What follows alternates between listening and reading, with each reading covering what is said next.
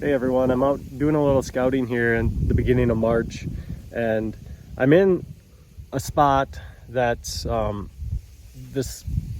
of a classic area where it's just a slough situation where you have what feels like a sea of cover. You can look at it on a map, and I'm always talking about like finding habitat diversities where a bunch of different habitats come together when it comes to map scouting and looking at areas where you want to try to target when you're going in and actually scouting in person.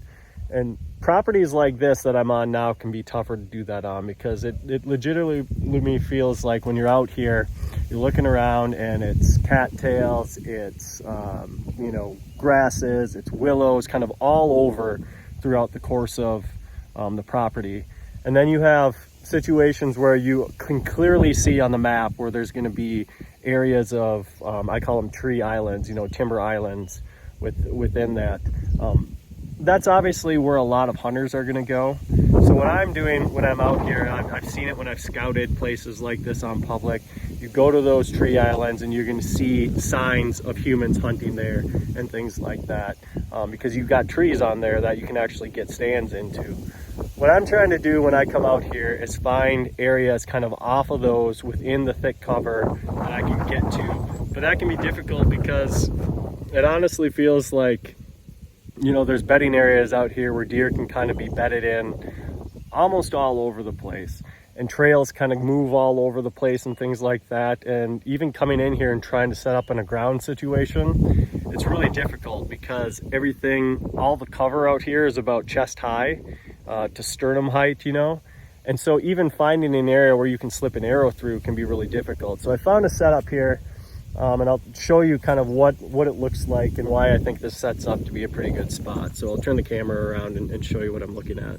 All right, so I was out right up in here. I was walking down this line. There's a little bit of a ditch there that creates just kind of basically a little bit of an edge for that deer will move down. They'll move from that piece of timber, come across here and hit that piece of timber. And then it's, there's good bedding all throughout here basically. And as I was walking that line down, I looked over here and I could see you've got this right here, this little thicket of brushy junk that, obviously could serve as some good bedding situations. I saw this tree right here sticking up that it looked like, okay, it's kind of clear on that left side. It looks like, it's possible that I could get up into that tree with my saddle. And then past it, I could see just the tops of those reeds, those taller reeds right there.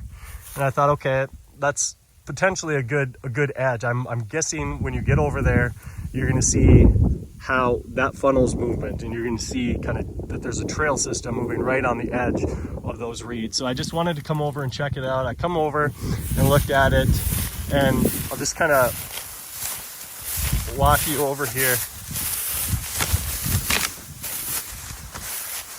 Now getting in here will be obviously the situation where you're going to have to take your time and have the time to get in here and actually hunt it. But this is a tree that I can get into with my saddle. So I'll come in, I can set up, get basically just one stick high and get up right below, right up in there. And it's about, 12, 15 yards to the edge here. So I just walked up right to where you get this little bit of an edge, and you can see just a major trail system coming right down here. And this is one of the best trail systems that I've seen out here so far. And I've scouted, areas like this a lot over the years. And this is what I'm looking for. It doesn't have to be much. Like this isn't a long stretch, but these taller reeds that have these thick stems, it just creates that little bit of diversity and enough of an edge that you're going to get an area where it pinches movement a little bit. Now, I was fortunate that there happens to be a tree here that I can actually get into. I can't tell you how many times I've been out here, doing stuff like this, found spots like this, and then just thought like I can't, there's really nothing I can do with it because I can't. You can see how it'd be difficult to do a ground setup here. It's maybe possible in some situations, but just you know, having an area where you could slip an arrow through at ground level is difficult. So it's really helpful to be able to get up into a tree here at least 5-6 feet.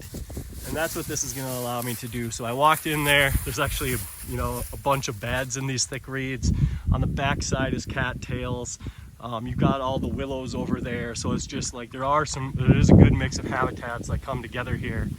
But yeah, so this creates a nice spot that now I'm going to just, you know, it's one of those things where I mark it on Onyx and I'm going to wait for the right wind. And if I have the time to get in here and take my time to get in, because I'm going to be coming into an area here where it's going to be, you know, thick bedding. You know, deer can, I know this from hunting out here and bumping deer and things like that, that deer will bed in any number of like these brushy areas. You get these areas where they're hollowed out underneath. That's a good place for deer to bed, inside these reeds and in the cattails, obviously. So anyway, just thought I'd kind of show you, because I know it can be intimidating when you're out here looking at these areas that are just kind of like a sea of cover, and you're sitting there looking at it on a map or looking at it in person and from a distance and just kind of saying to yourself, like, where the heck, you know, how do I even know where to begin to start? So if you can find areas where you can create that little bit of edge where those habitats come together, it doesn't need to be much. This isn't a long stretch of reeds or anything, you know, 20 yards long, but it pinches, this is where it pinches down the movement. So I walked less than 100 yards from that setup, and this is what I'm talking about bedding under these willow trees. This is a classic example of one that's going to get, you know, repeated use and everything. You get situations like this where you've got, you know, trunk here, it kind of comes out and creates this overhead canopy for deer, and I could kind of see that back there, and I just came in here and sure enough, you know, worn down bed here, worn down bed there, so it's shifting, you know, either multiple deer bedding here or you know, a single deer using this over and over and then just shifting.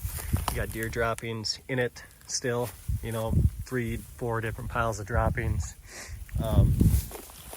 With, you know, their ability to shoot out this direction or that direction. So these are just awesome areas to pinpoint when you're looking for, you know, to see where specific beds are. Almost always there's going to be beds under situations like this, because it just provides such good cover throughout all times of the year. Sun-wise, this is going to provide shade for them in that early season portion of the year.